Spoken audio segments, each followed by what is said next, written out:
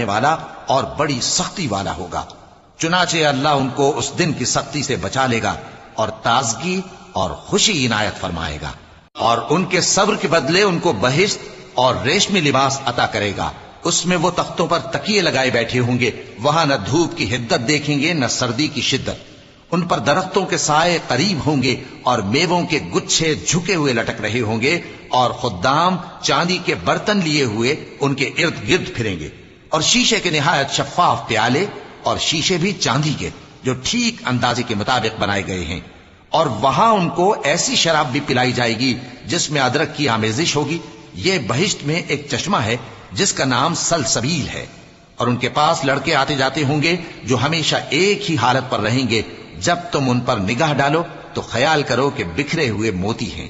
اور بہشت میں جہاں آنکھ اٹھاؤ گے کثرت سے نعمت اور عظیم الشان سلطنت دیکھو گے۔